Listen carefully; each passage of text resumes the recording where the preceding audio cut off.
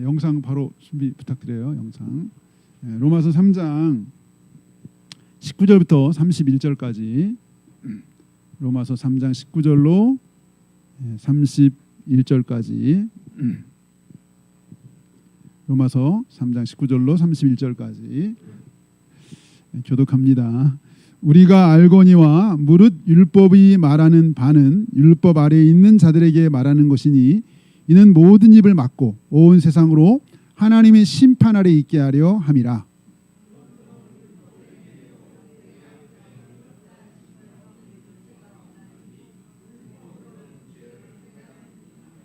이제는 율법 외에 하나님의 한 의가 나타났으니 율법과 선지자들에게 증거를 받은 것이라.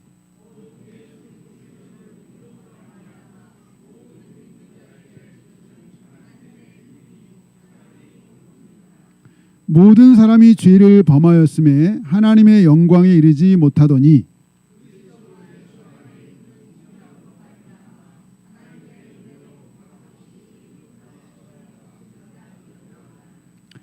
이 예수를 하나님이 그의 피로써 믿음으로 말미암는 화목제물로 세우셨으니 이는 하나님께서 길이 참으시는 중에 전에 지은 죄를 간과심으로 자기의 의로우심을 나타내려 하심이니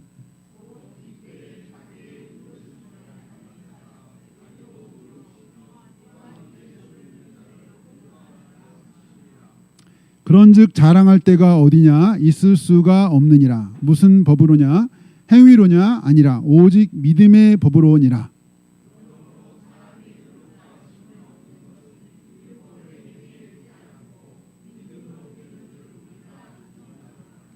하나님은 다만 유대인의 하나님이시냐 또한 이방인의 하나님은 아니시냐 진실로 이방인의 하나님도 되시느니라.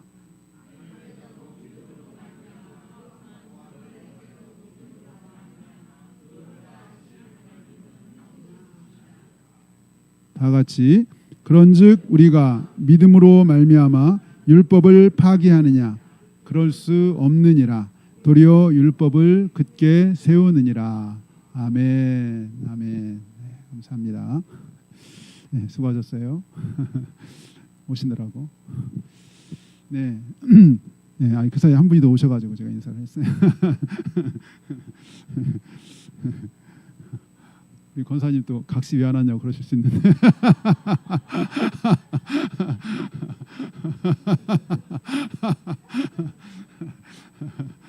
네, 예쁜 각시 어디다 놓고 네. 네, 오늘 제목은 모든 사람이 예수를 믿어야 하는 이유. 우리가 너무 잘 아는 내용이지만 다시 한번 살펴보려고 하는데 모든 사람이 예수를 믿어야 하는 이유 이런 제목으로 좀 준비했는데요. 우리 말씀 들어가기 전에 영상 하나를 보고 예수 말씀 보도록 하겠습니다.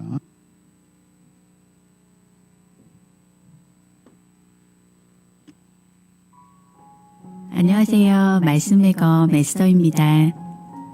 믿는 자들은 잘 사는 것도 중요하지만 잘 죽는 것도 중요하다고 말하는데요. 우리는 천국에 대한 소망을 가지고 살면서 마지막까지 우리에게 놓여진 소명을 잘 감당해야 합니다. 최근 치매에 걸린 88세의 한 할머니가 천국에 대한 소망을 잊지 않는 모습으로 화제가 되었습니다. 오늘은 이 할머니에 대한 이야기를 들려드리려고 합니다. 틱톡에 치매와 투병 중이라는 88세의 어머니의 추억을 회상하는 영상을 공유했습니다. 치매를 통해서 거의 모든 기억이 사라졌는데 놀랍게도 예수님을 계속 기억하고 있어서 놀라움을 주었습니다. 영상을 잠깐 보시겠습니다. Hey, can you tell me what your address is? What my address is? Mm-hmm. I don't know. Okay. What color shirt did you have on yesterday? I don't know. What'd you have for lunch today? Food. Good food. All right. So who is Linda? Do you know Linda? Oh. What about Paul? Paul? Paul. Paul. I don't know Paul either. All right. Who is Jesus? Well, Jesus is the one that saved me and lives in my heart and will take me home. Quite amazing. I love him. 이 88세의 할머니는 주소도 모르고 가족들 이름 다 몰라도 예수님은 똑똑히 기억하고 있었습니다.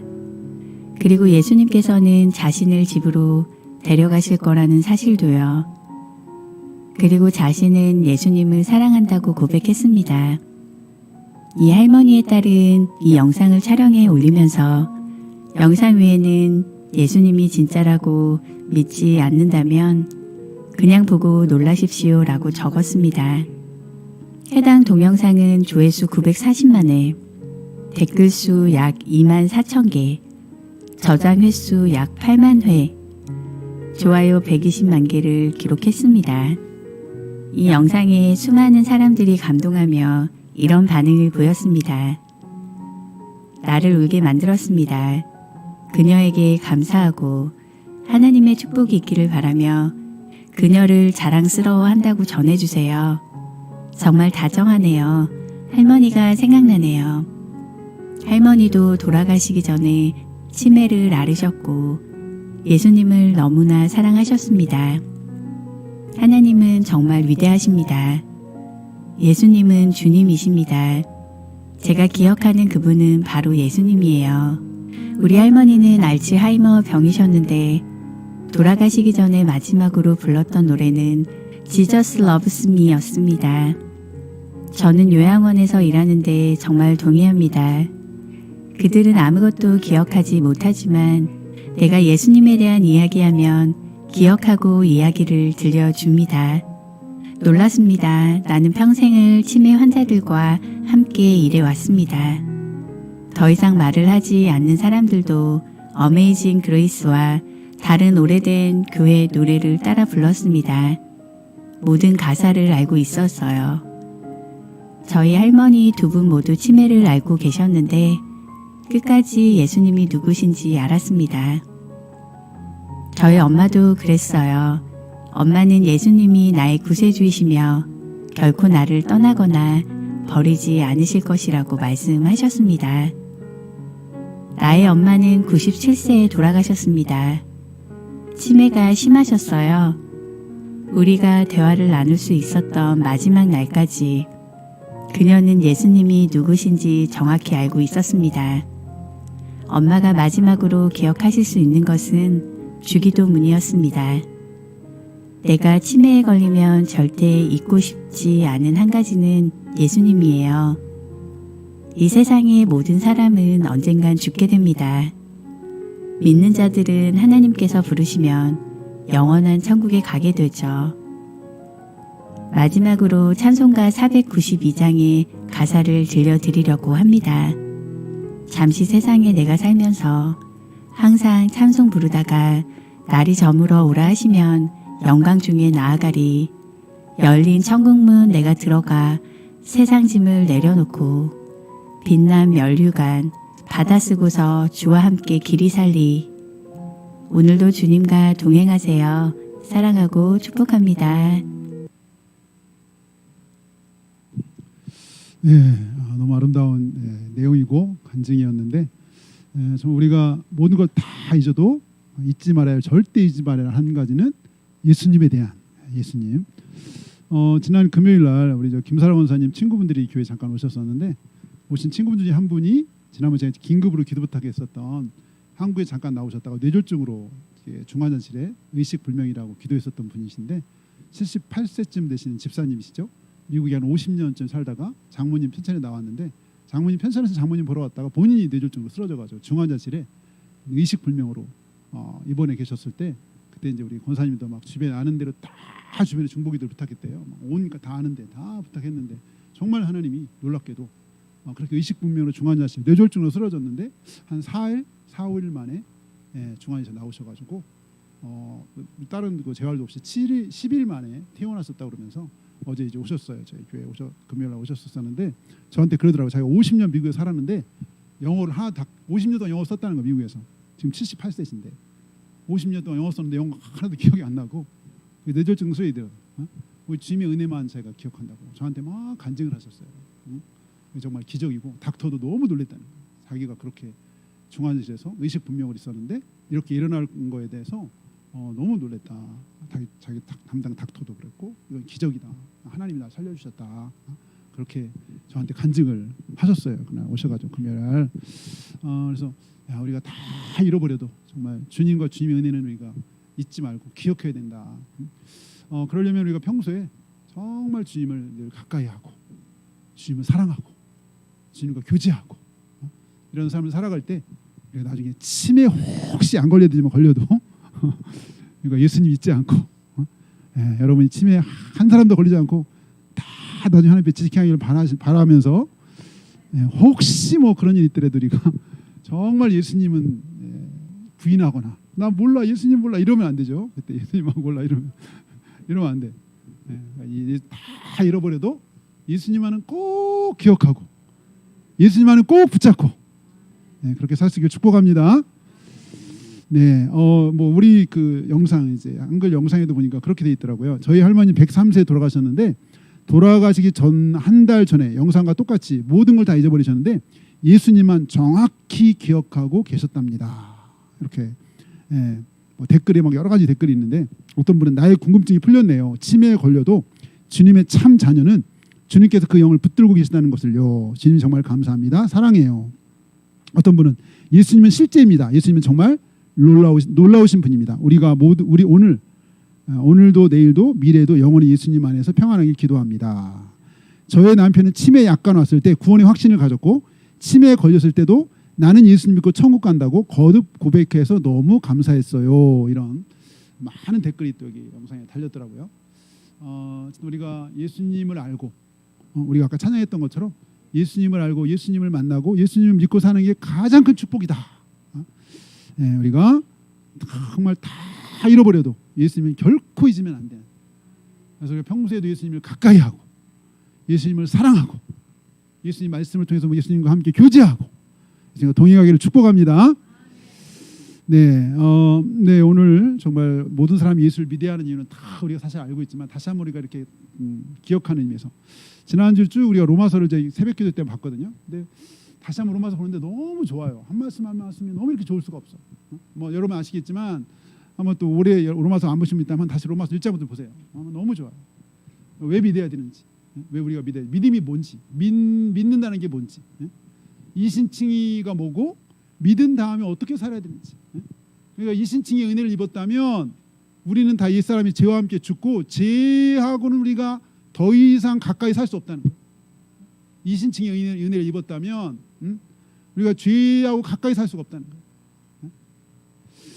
어쨌든 오늘 우리가 아는 내용이지만 다시 한번 이 복음의 진수죠. 복음 핵심 함께 살펴보려고 하는데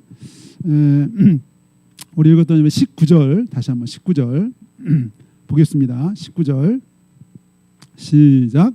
우리가 알거니와 무릇 율법이 말하는 바는 율법 아래에 있는 자들에게 말하는 것이니 이는 모든 입을 막고 온 세상으로 하나님의 심판 아래 있게 하려 함이라. 무릇 율법이 말하는 바는 율법 아래에 있는 자에게 말하는 것인데 모든 입을 막고 온 세상으로 하나님의 심판 아래 있게 합니다. 하나님 심판 아래. 이 율법의 이 잣대를 이렇게 다 보면 어떤 누구도 이 심판에서 자유할 수가 없다. 율법이 없는 이방인 혹시 율법이 없어도 그 양심, 로마서 1장에 그랬죠. 양심이 우리에게 이렇게 찌른다는 거. 송사. 율법은 아니지만 율법과 비슷한 양심이 있어서 양심에 거스리는 그런 거 살 때가 있는데 양심에 이렇게 거스리는 그게 하나의 율법 역할을 한다. 어쨌든 하나님의 율법의 잣대로 보면 다 심판 아래 있고 죄 아래 있다. 이게 이제 여기 유명한 선언이죠. 우리 20절도 맞아 볼까요? 20절 시작. 그러므로 율법의 행위로 그의 앞에 이롭다 하실 요들 육체가 없나니 율법으로는 죄를 깨달음이니라. 율법의 행위로 그의 앞에 의롭다 하심으로들 육체가 없나니 율법으로는 죄를 깨달음이라. 온 세상이 이 심판 아래 있는 이유는 이 율법을 통해서 우리가 죄가 있다는 거, 죄인이라는 것을 알게 해주셔서 우리가 심판 아래 있게 되었다라는 것을 우리가 알게 된 거죠. 온 세상이 심판 아래 있는 것은 다 죄 아래 있기 때문에 23절도 맞아 봅니다. 23절 시작. 모든 사람이 죄를 범하였음에 하나님의 영광이 이르지 못하더니. 모든 사람에게 죄가 있고 죄가 있어서 율법에 의로운 사람이 없고 그래서 세상은 다 심판 아래 있을 수밖에 없다. 이게 유명한 선언이죠. 이게 딱 여기 로마서 1장부터 여기 3장 지금 20절까지 선언이 이 세상에 의인은 없나니 하나도 없다. 다 죄인이고 다 하나님의 심판과 진노 아래 있다. 이 선언이죠. 그래서 차근차근 1장부터 왜 어떤 게 죄인이고 뭐가 죄고 이방인든 유대인든 다 죄 아래 있어서 심판 아래 있다라고 지금까지 쭉 이렇게 설명해 온 거예요. 20절까지가 사실 그 내용들인데 우리가 아는 것처럼 뭐 어떤 사람은 정말 자기가 그러니까 누가 봐도 큰 죄를 졌는데 본인은 자기가 죄인지 모르는 사람이 있는 것 같아요. 세상에서 많은 사람이 저거 엄청난 죄인이야. 근데 본인은 정작 죄를 모르는 건지 아니면 그냥 뭐 애써 감추는 건지 모르겠지만 그가 죄를 인정하든 인정하지 않든 다 그가 사실 죄인이고 하나님 율법 앞에 죄인인데 본인이 모를 수가 있죠. 제가 지난번에 언급했지만 세계 제2차 대전 이후에 2차 대전에 이제 이 전쟁도 범죄다. 전쟁을 일으키는 것도 큰 범죄라고 해서 전범 재판이라 전범 재판, 전쟁 범죄 재판. 그래서 두 개의 재판소가 있었죠.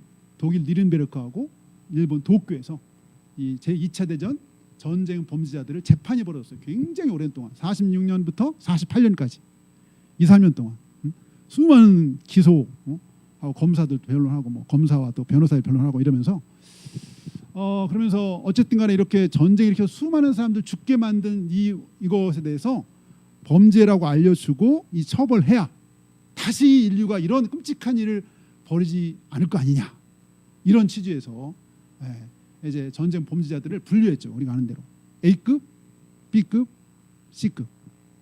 제일 흉악한 범죄가 몇 급인가요? A급 범죄 한 60명 됐나요? 그래서 유럽과 독일, 유럽 쪽에는 독일에서, 동남아시아의 범죄는 일본에서 재판을 했어요. 도쿄에서.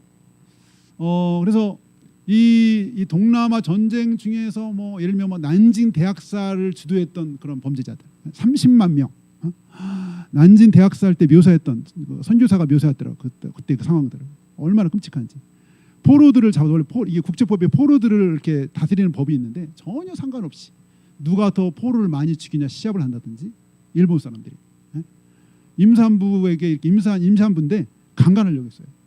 임산부가 강렬하게 거절했어요. 그랬더니 칼로 잔인하게 죽였어요. 근데 그 여자만 죽인 게 아니라 그 배 안에 있는 아이까지 태아까지도 막 잔인하게 죽였어요. 근데 그걸 다 보는 데서 이렇게 포로들이 공포를 주려고 하는 거예요. 너 이렇게 하면 다 죽는다는 거예요. 그 자리에서 저거 정말 저런 놈은 죽여야지 막 이렇게 나가면 바로 자기 죽는 거죠. 그걸 보고도 가만히 있어야 되는 거예요.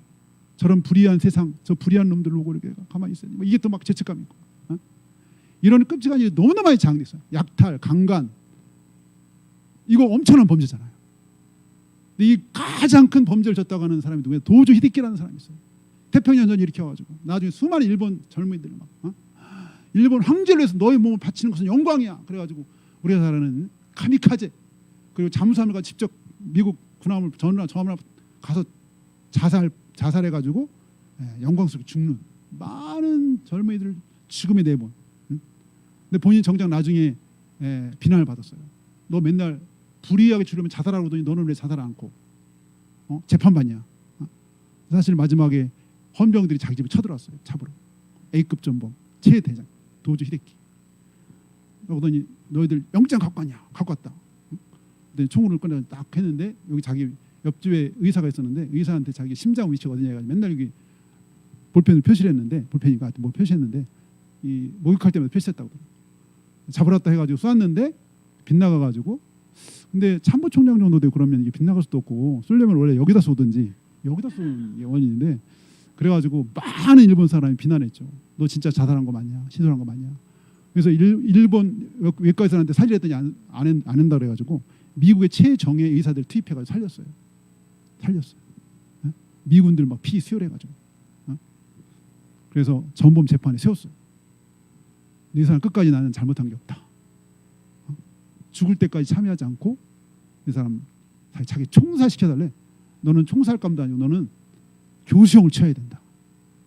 교수형으로 48년 12월 30일인가 48년에 교수형 도조 히데키라는 유명한 사람이 있는데 엄청난 자기가 죄를 졌는데 나는 잘못한 게 없고 황제를 위해서 천황 폐하를 위해서 대동아의 평화를 위해서 나는 이 거룩한 전쟁을 수행했을 뿐이라는 거예요. 이 대동아의 평화를 위해 이 동남아의 전 평화를 위해서. 제가 재팬 인사이드하고 책 보다가 진짜 놀랐어요. 야, 그 당시 일본이 이렇게 무장했었구나. 천황을 위해서. 그리고 일본이 다스려야 이 세상에 평화가 온다고 믿었더라고요. 그렇게 가르쳤더라고요. 그러니까 죄책감이 없을 수 있어요. 조금. 근데 죄책감이 있든 없든 사실 엄청난 죄인이죠. 죄악이. 자기가 정말 몰랐는지 뭐 자기가 부인했는지 모르겠는데 그렇게 부인하던 모르던 오늘 성경은 다 죄 아래 있고 심판 아래 있다. 심판 아래 있다. 반면에 또 루터 같은 사람, 종교계들 루터는 너무너무 큰 죄책감이 시달려가지고요. 그 유명한 그 계단 무릎에 피가 날 정도로 이렇게 죄책감이 시달리는 걸 벗어보려고 행위로 고행을 했죠. 근데도 이게 벗어나지가 않는 거예요. 죄책감. 왜냐하면 이 사람이 성경을 알았거든. 성경을 아니까 성경을 통해서 죄라는 걸 너무너무 아니까 너무 죄책감이 막 사로잡힌 거예요. 너무 괴로운 거예요. 이 죄를 어떻게 좀 이 죄책감과 죄로부터 어떻게 벗어날지 몰라가지고 막 온갖 고행을 시도하는 거죠. 그 유명한 정말 그 계단을 무릎으로 기어다니는 그렇게도 어떻게 죄에 대해서 어떻게 할 수가 없는 거예요. 그러다가 로마서 3장, 로마서 1장 믿음으로 이렇게 된다는 이 말씀에 완전히 새롭게 된 거잖아요. 행위로서도 이렇게 될 수 없다. 네가 아무리 그래도 행위로서 하나님 앞에 이루어올 수가 없다. 행위로서 율법이라도 다 죄 아래 있다. 그래서 하나님이 새로운 법을 주신 거다. 새로운 법. 우리 여기가 21절이잖아요. 21절 21절 다 같이 시작. 이제는 율법에 하나님의 한 의가 나타났으니 율법과 선지자들에게 증거를 받은 것이라. 여기 사실 우리말 지금 빠졌지만 여기 그러나 앞에 원래 원어는 그러나 이제 앞에 그러나 이거 완전 이제 전화 위법 완전 이게 완전 내용이 이제 바뀌는 거죠. 그러나 세 번역에도 그러나 돼 있더라고요. 세 번역. 그러나 여기 3장 20절까지 뭐냐 다 죄 아래 있고 다 심판받아야 되고 심판은 뭐냐면 지옥 가는 거죠. 다 쉽게 말하면 지옥 가는 거예요. 다 심판 아래 있고 죄악과 온 세상이 어떤 누구도 예외 없이 다 그게 뭐 부처님이든 누구든 상관없어. 다 사람이라면 다 죄 아래 있어. 심판 아래 있고 다 지옥의 심판을 피할 수가 없어. 이 3장 20절까지야. 근데 반전. 그러나 21절 그러나 이제는 새로운 법이 왔다는 거예요. 새로운 법. 믿음을 하는 의의 법이 왔다는 거예요. 21절부터 이게 전개되는 거죠. 의의 법. 우리 21절 함께 보겠습니다. 21절 시작. 이제는 율법에 하나님의 한 의가 나타났으니 율법과 선지자들에게 증거를 받은 것이라. 네. 율법의 한 하나님의 율법에서는 이거는 원래 유대인들은 막 한 1400년 동안 율법을 쭉 하고 지켜서 뭔가 이루어지려고 그리고 율법 잘 못 지키는 사람들은 엄청 정죄하면서 이방인들은 완전히 저건 정말 심판받아 마땅한 사람을 생각하면 살았어요. 유대인들이. 자기들 안에서 율법을 막 엄청 잘 지켜가지고 의롭다라고 이렇게 스스로 생각하면서 그렇지 못한 사람들은 엄청 정죄하며 살았어요. 유대인들이. 그 중에 사울이라는 청년도 마찬가지였죠. 율법에 이르는 흔히 없을 정도로 율법을 잘 지켰던 사울이었어요. 그랬던 그가 예수님 만나면서 자기가 엄청난 죄인이라는 것과 자기가 그렇게 율법을 철저하게 지키고 율법이 흠이 없이 지켰지만 그래도 자기는 죄인이고 심판했다는 것을 깨닫고 충격을 받았죠. 새로운 법이 있다는 걸 알고 또 충격을 받았고. 사실 이거 본인 얘기일 수 있는데 그러면서 우리가 잘 아는 그 갈라디아서에 보면 이렇게 사도 바울이 했잖아요. 갈라디아 3장 10절. 무릇 율법 행위에 속한 자들은 저주 아래 있나니 기록된 바 누구든지 율법책에 기록된 대로 모든 일을 항상 행하지 않은 자는 저주 아래 있는 자라. 율법이 보통 유대인들 613가지라고 그러는데 613가지 율법을 항상 모든 율법을 다 행하지 않으면 저주 아래 있다. 한 가지라도 그중에 범죄했다? 항상 그 율법에 살지 못한다? 그럼 저주 아래 있다는 거예요. 갈라디아서 3장 10절에 다 죄 아래 심판 아래 있다. 야고보서 2장 그런 얘기 있잖아요. 온 율법을 지키다가 하나라도 거치면 모두 범한 자가 되나니 간음하지 말라고 하시니가 또한 살인하지 말라고 하셨은즉 내가 비록 간음하지 아니하여도 살인하면 율법을 범한 자가 되느니라. 율법아 다 그 중에 하나만 지켜 다 범한 자라는 거예요. 근데 사실 우리가 아는 것처럼 예수님은 이렇게 그냥 겉으로의 행위로만 규제하는 율법뿐만 아니라 예수님이 얘기했죠.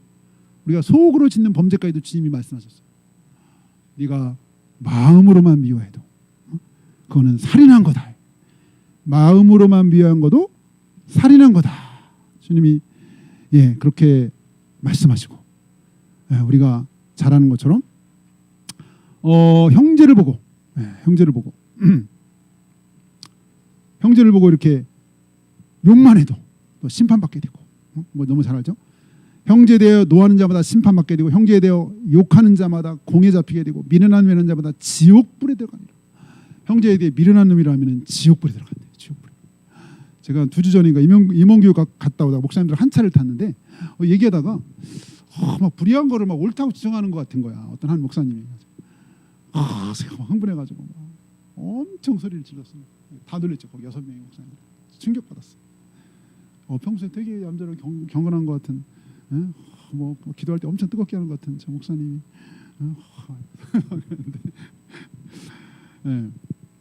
내가 나중에 죄송하다고 했더니 괜찮다고 다 그런 거지 뭐 다 죄인인데 그래서 생각이 다르대도 더 큰 사랑을 우리 하나니까 게을지 마세요 목사님. 저한테 피차 막 핏대를 올리면서 얘기했거든요. 오랜만에 제가 막 아닌 것 같은데 막 옳다고 막 그러는데 막 못 참겠더라고요. 그래가지고 5천 원 만에 정말 목사님들의 천천히 제가 막 그날 막 소리를 질러가면서 오래오래 질러가면서 흥분을 했습니다. 한 번도 우리나라에 막 적화역을 포기한 적이 없다. 북한을 막 옹호하더라고. 북한 막 정권 옹호하고 막 참을 수가 폭발해서 제가 폭발해서. 아니 제가 원래 그분 성향이 그런 걸 알고 있었거든요 원래. 어떻게 이게 그게 막 터졌어. 막. 다른 목사님 놀래가지고 옆에서 막 쳐다보다가.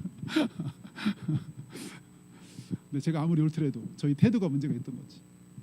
저희 집사람 하루말이 제가 막 흥분하면 눈이 세모가 내려. 아니 내가 살모사도 아닌데 왜 눈이 세모해지냐고 내가 막 맨날 그래요.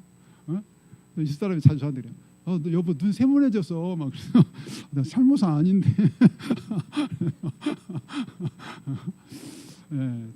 태도가 형제에 대해서 욕만 해도 미련한 놈이라고 해도 지옥불에 간다는 게 예수님의 판단이야. 너 미워했냐? 그거 살인한 거라는 거야. 살인한 거. 너 도저 히데키나 너랑 똑같아.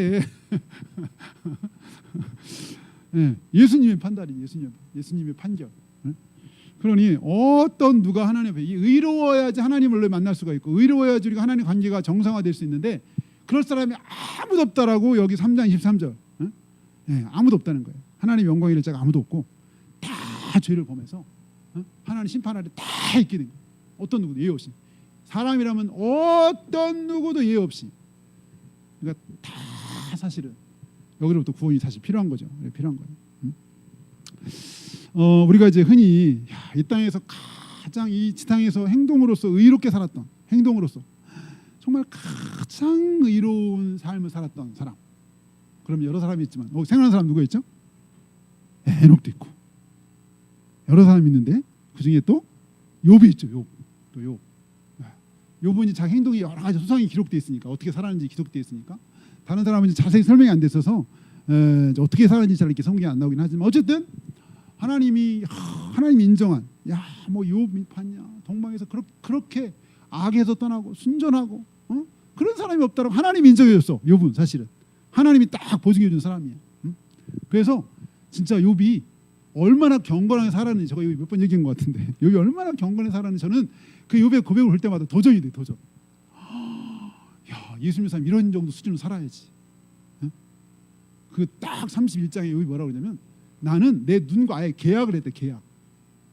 그래서 내 눈이 범죄하는 것을 내가 보지 않기로 계약했다는 거야. 그러면서 자기 눈과 약속했대. 그러면서 쭉 그 31장 그 밑에 쭉 내려가다 보면 그런 얘기를 했어요. 만일 내 마음이 여인에게 유혹되어 이웃의 문을 엿보아 문에서 숨어 기다렸더라면 내 아내가 타인의 맷돌을 돌리며 타인과 더불어 동침하기를 바라노라. 그것은 참으로 음란한 일이니 재판에 해부할 죄악이요 멸망하도록 살해는 불이니 나의 모든 소출을 뿌리째 뽑기를 바랍니다.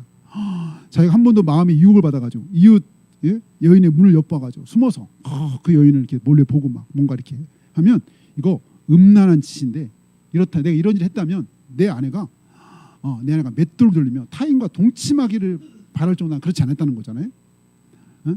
이거 음란한 일로서 재판에 해부할 죄악이고 멸망하도 살해는 불이고 나의 소치를 다 뿌리째 뽑혀줘도 상관없습니다. 내가 그런 죄를 점했다면 그러니까 난 그런 죄도 안 짓고 살았다는 거예요. 심지어 만일 남종이나 여종이 나와 더불어 이렇게 쟁론 변론할 일이 있어 그때 내가 그의 권리를 저버렸다면 그 욥이 워낙 부자니까 종들이 워낙 많았어요. 그래서 이제 종들이 뭐 임금 문제로 막 주인 자기가 뭐가 이게 이제 임금 문제 다툴 일이 있었어.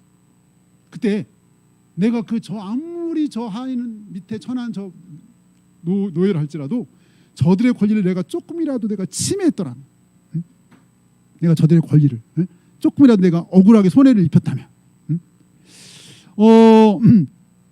그랬다면 뭐라고 했냐면 하나님이 일어나실 때 내가 어떻게 하겠냐 하나님이 심판하실 때 내가 무엇이라 대답하겠냐 나를 태속에서 만드시니까 그도 만들지 아니하였느냐 우리를 뱃속에서 지으시니까 한 분이 아니시냐 만약 그랬으면 하나님 나 심판하실 건데 나 심판할 건데 내가 그런 일을 했다면 그러니까 아주 좋은 기업주였어요. 경영주였어요.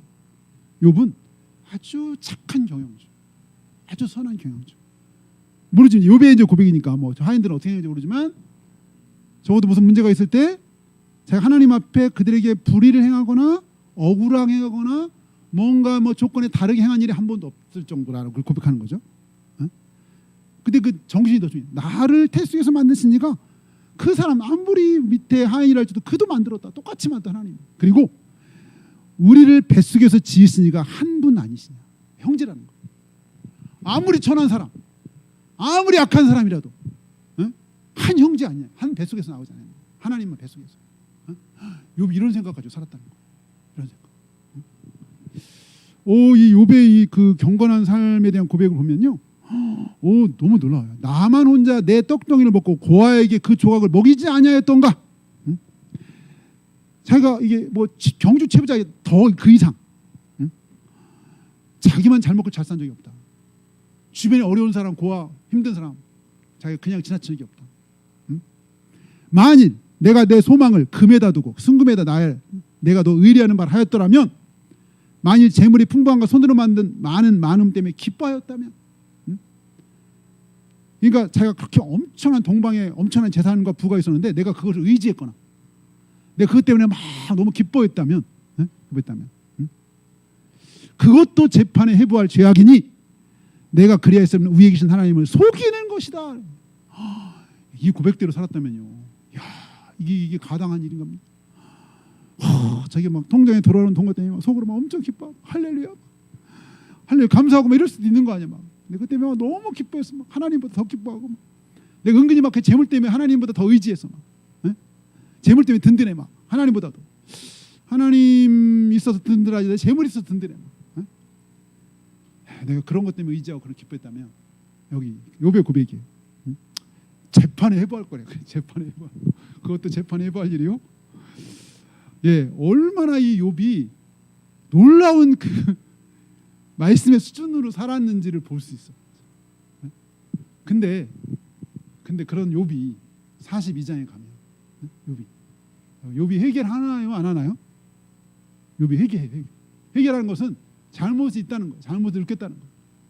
뭔 잘못을 그럼 느꼈냐? 욥이 너무 힘들 때 막 말을 했어요. 막 말을 하면 뭐가 되죠? 막말이 돼요. 막말 버레이드. 근데 욥이 뭐라고 그러냐면 하나님이 막 여기 사람들 쫙 세워서 다 나를 이렇게 공격하도록 하나님 하셨고 심지어는 하나님 나를 이렇게 딱 관역을 나를 관역 딱 표적을 삼아가지고 하나님 나 관역을 향해서 하나님 나에게 화살을 쏜다고. 하나님 너무 힘드니까 그리고 여기 친구들 막 보내가지고 끊임없이 저들이 나를 공격하는데 하나님 그렇게 공격했다는 거. 하나님 공격한 적 없잖아요. 친구들이 와서 그런 거지.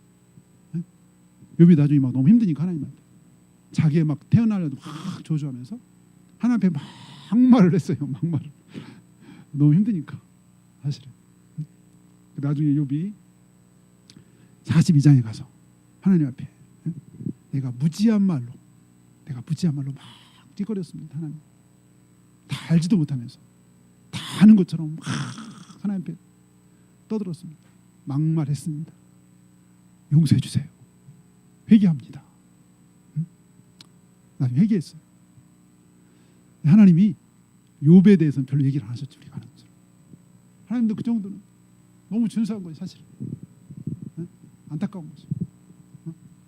다만 친구들에 대해서는 막 하나님 꾸짖었어. 야 너희들 너 욕과 같지 않았어? 그래서 욥이 기대져가지고 그 사람들 풀려났잖아요. 친구들. 욥이 기대져가지고 친구를 생각하는 마음으로 위로하러 왔는데 위로가 아니라 막 죄를 뿌렸죠. 소금에다. 이게 상처난 곳에 막 소금을 막 뿌려댔죠. 제일 심한 말로 제가 기억하는 거. 너희들 자녀 10명이 죽었잖아요. 친구가 와서 한 얘기가 너 자녀 10명 죽은 거 다 죄가 있어서 그런 거야. 너 얼마나 큰 죄를 졌길래 네 애들 자녀들이 한꺼번에 10명이 다 죽을 수 있냐. 욥이 몰라 어떤 게 제일 상처가 될지 모르겠지만 욥이 자기가 살아온 삶이 있는데 막 그런 얘기를 계속 듣는 거 친구한테 계속 네가 아무리 너 위롭다고 발버둥 치는 데 있잖아. 너 우리가 모르는 죄가 있으니까 네가 이런 거지. 네가 하나님이 공의로우신데 어찌 하나님이 너 아무 죄가 없는데 이렇게까지 험악한 꼴을 너한테 보일 수 있느냐. 결코 그럴 수 없어. 이렇게 친구들이 계속 얘기했잖아요. 친구들이. 근데 욥은 그 친구들의 말이 한 개도 위로가 아니고 다 화살로 쏘는 것처럼 오히려 막 하나님이 쟤들 시켜가지고 나를 쏜다고 표현할 정도로 그렇게 고통스러워했는데 그렇게 하나님이 인정했던 욥이라 할지라도 나중에 이렇게 회개를 하나님 앞에 하나님 앞에 의인이 없는 하나님 앞에 의인이 없어. 하나님 앞에 의롭다 인정받을 만한 그런 사람이 없는 거예요. 그래서 오늘 여기 이렇게 율법 아래선 율법으로는 도무지 구제불능. 그래서 하나님 완전히 새로운 방법. 우리 22절 보겠습니다. 22절 시작. 곧 예수 그리스도를 믿음으로 말미암아 모든 믿는 자에게 미치는 하나님의 의인이 차별이 없느니라. 네. 예수 그리스도를 믿음으로 말미암아 모든 믿는 자에게 미치는 하나님의 의인이 차별이 없느니라. 이 율법 아래서는 도저히 방법이 없어. 그래서 새로운 법, 의의 법, 믿음으로 말미암은 의의 법을 통해서 의롭다 하고 구원의 길을 열어주시는 새로운 방법을 주셨다는 거죠. 그리스도를 믿음으로 말미암아 모든 믿는 자에게 미치는 하나님의 의, 모든 믿는 자에게 미치는 하나님의 의, 예수님을 믿음으로 믿는 오직 하나님의 의를 하나님이 허락해 주셨다. 새로운 방법, 율법 아래의 방법이 아니라 새로운 방법. 믿음으로 말미암는 의, 그리스도를 믿는 믿음을 의로 여기는 그 믿음의 길, 그거를 하나님 우리에게 허락해 주셨는데, 근데 그렇게 우리를 믿음으로 했다는 그 길을 주시려고 그냥 우리에게 선물을 주신 건데, 하나님 편에서는 그냥 선물을 주신 게 아니고 그냥 우리에게 공짜로 주셨지만 사실 하나님 편에서 그냥 준 게 아니에요. 24절 시작. 그리스도 예수 안에 있는 성령으로 말미암아 하나님의 은혜로 값없이 의롭다 하심을 얻은 자 되었느니라. 예수 안에 있는 성령, 다시 말해 예수님이 그냥 제물로, 이게 몸값. 성령은 어렵지만 이 말이 몸값, 예수님이 몸값을 지불해서 나를 대신해서 몸값을 지불해서 그렇게 은혜를 열어놓으시고 그것을 우리가 믿는 믿음으로 이렇게 하신 거예요. 사실은 우리의 믿음은 어쩌면 작은 건데 더 큰 게 뭐냐? 하나님의 은혜야. 무슨 은혜? 예수님을 몸값으로 내주신 거. 예수님 몸값 내주신 거. 바다에 빠져가지고 곧 죽어. 막 바다에 빠졌어.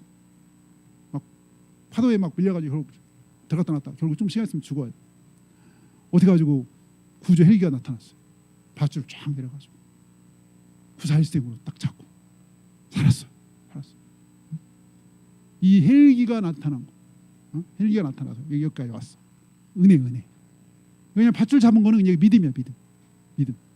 이 믿음도 하나님 주신 거지만 어쨌든 우리가 이 믿음으로 구원받을 때 사실 믿음보다 더 우선할 게 뭐냐? 하나님의 은혜인 거예요. 예수님의 은혜. 몸값을 지불한 거. 너무나 큰 대가를 지불하셔서 은혜의 길. 왜냐하면 율법 아래 어떤 방법이 없으니까 하나님이 하나님의 방법으로 하나의 일방적인 은혜로 일방적인 은혜 정말 하나님의 아들을 몸값으로 내주는 방법으로 우리를 의롭다 하시고 구원할 길을 마련해 주신 거죠. 우리는 그 사실을 그냥 사실을 믿고 받아들이는 것으로 우리를 의롭다 하시는 이 말도 안 되는 은혜를 주셔서 말도 안 되는 은혜. 그래서 나중에 가면 경건치 않은 자를 경건하다고 믿는 자의 그 믿음을 의뢰 계신다 이렇게 표현했죠. 나중에는 삭슬 우리가 일하면서 삭슬 지불 받는 거는 당연한 건데 일도 안 했는데 삭슬 줘. 은혜인데 그 은혜가 엄청난 은혜예요. 예수님은 1만 달란트라 그랬죠. 1만 달란트를 탕감해 준 걸로 표현했죠. 은혜가 얼마나 그 은혜가 큰지 어떤 것으로도 이렇게 할 수 없는 걸 그냥 엄청난 빚을 그냥 이렇게 1만 달란트를 용서해 준 그 은혜. 예수님의 몸값을 지불한 은혜. 우리는 그걸 붙잡아서 믿음으로. 그 믿음으로 우리를 이롭게 하셨다. 이로움 행위로서 안 돼서 이 믿음의 새로운 법을 우리를 구원하시는 거예요. 그러니까 여러분 물론 우리가 이렇게 살아야 돼요. 정말 우리가 진짜 믿음으로 이렇게 되고 구원받는 걸 알면 사실 우리가 함부로 죄를 지을 수가 없는 거죠. 너무나 우리가 큰 은혜를 받기 때문에 은혜에 합당한 삶이고 의로 여김받은 이신칭의의 은혜를 입은 진짜 은혜를 알았다면 우리가 막 감격하면서 살죠. 감격. 진짜 은혜를 알면 아마 뭐 많이 나타나면 두 가지로 나타나겠죠. 진짜 이 은혜를 우리가 진짜 알고 믿으면 그렇게 베푸신 은혜 너무 감사해서 더 주님을 사랑하고 은혜에 그 합당한 삶을 살려고 하고 그 은혜 주신 주님을 막 자랑하고 싶고 이렇게 되겠죠. 그렇게 될 거예요. 그러니까 우리가 이거 아는 것도 중요한데 사실 그 아는데 진짜 아느냐? 진짜 알면 그렇게 드러나는 거예요. 삶으로 드러나. 주님의 은혜가 너무니까 주님의 은혜 감사해서 주님을 가까이 하고 주님의 은혜 합당한 삶을 살려고 하고 이러는 거죠. 정말 이 은혜의 법으로 말미암아 그동안 할 수 없던 율법을 막 우리가 초월할 수 있는 거예요. 우리가 예전에 우리가 이렇게 이성교제를 하면 우리가 보통 남자들이 이렇게 어쨌든 그 자매를 데려다주는 법이 율법이 하나 있었죠. 율법. 그래서 의정부 살아. 나는 의정부 사는데 저 자매는 인천에 살아. 근데 명동에서 놀았어. 보통 놀면 밤 지하철 끊어질 때까지 놀거나 막차까지 놀죠. 명동에서 막차가 놀다가 막 갈아타가지고 막 2호 타고 이래서 타가지고 인천 차가 없어. 인천에서 걸어가지 않으면 의정부까지 택시를 타야 돼. 택시 타기 너무 비싸고 걸어가야죠. 그래도 걸어가는 것이 즐겁고 기쁘면 진짜 사랑하는 것이요. 투덜투덜거리면서 왜 인천 살아가지고 아니 쟤는 왜 꼭 자기가 먼저 좀 오빠 오늘 그냥 돌아가면 안 될까? 뭐 왜 저러지도 않고 왜 여기까지 이러면 이제 사랑의 문제가 있는 거죠. 근데 사랑하면 그게 막 힘들지도 않은 거야. 이 사랑하면 막 율법을 막 초월해. 율법이 막 무색해. 율법이 무색해. 그게 어디냐? 31절에 있어. 31절. 그 얘기가 31절. 우리 다 31절 읽어봐요. 시작. 그런즉 우리가 믿음으로 말미암아 율법을 파기하느냐? 그럴 수 없느니라. 도리어 율법을 굳게 세우느니라. 율법을 막 초월해요. 야곱이 라헬을 사랑하니까 몇 년을 순리같이 7년이. 근데 그 야곱이 나중에 고백하는 거면요. 야곱이 7년을 그냥 설렁설렁 일한 게 아니라 잠도 못 자고 임금도 못 받았어요. 악덕 기업이에요. 그 외삼촌 라반이. 요박은 완전 딴판이에요. 임금도 안 준다니까. 이야 세상에. 부려먹은데 밤잠도 못 자게 부려먹었다는 거야. 근데 그렇게 고된 뼈를 갈아놓는 정치인을 사람이 살았는데 그게 하나도 어렵지가 않다는 거. 왜? 라헬 때문에. 라헬을 사랑해서 7년이 그냥 수일 같았다는 거예요. 사랑하면 저 율법이 저 밑으로 가는 거예요. 뼈를 가라는 율법의 조항이 아무렇지가 않은 은혜가 정말 은혜가 얼마나 큰지 우리가 알고 경험하면. 그래서 예수님은 그랬어요. 나를 사랑하면 나의 계명을 지킬 거라.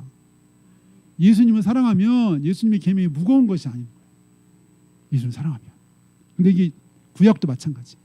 출애굽기 20장 10계명을 줄 때 보면 예수님 하나님 뭐라 했냐면 나를 사랑해서 이 계명을 지키면 자손 몇 대까지? 천대까지 은혜를 주니라 그랬어요. 근데 계명을 지킨다는 말의 앞에 뭐가 있냐면 나를 사랑해서가 있어요. 나를 사랑해서. 그러니까 진짜 사랑하면 마음을 다하고 뜻을 다하고 힘을 다하고 사랑하면 나머지 율법은 그렇게 무거운 게 아니라는 거예요. 진짜 그게 사랑은. 근데 이 땅에 어떤 누구가 진짜 마음을 다하고 뜻을 다하고 힘을 다하고 해가지고 하나님을 사랑할 수 있는 사람이 누가 있어요? 사실은. 근데 우리가 진짜 이 은혜를 안다면, 은혜를 알면 우리가 정말 하나님을 사랑하고 하나님의 뜻대로 살려고 한다는 거죠. 우리 오늘 여기 다시 한번 26절, 25절이네요. 25절 시작. 이 예수를 하나님이 그의 피로써 믿음으로 말미암은 화목제물로 세우셨으니 이는 하나님께서 길이 참으시는 중에 전에 지은 죄를 간과심으로 자기의 의로우심을 나타내려 하심이니. 26절 곧 이때 자기의 의로우심을 나타내사 자기도 의로우시며 또한 예수 믿는 자를 의롭다 하려 하심이라.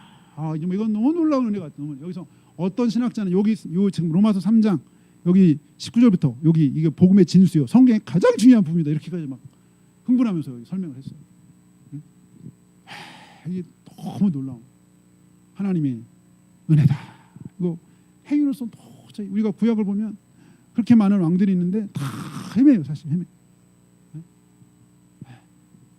사람으로서는 도저히 하나님의 의에 이룰 수 없는.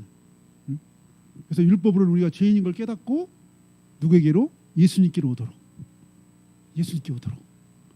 예수를 믿어서 예수님 하신 일을 믿어서 이렇게 될 수 있는 그 예수님께로 오도록. 율법이 하는 일이.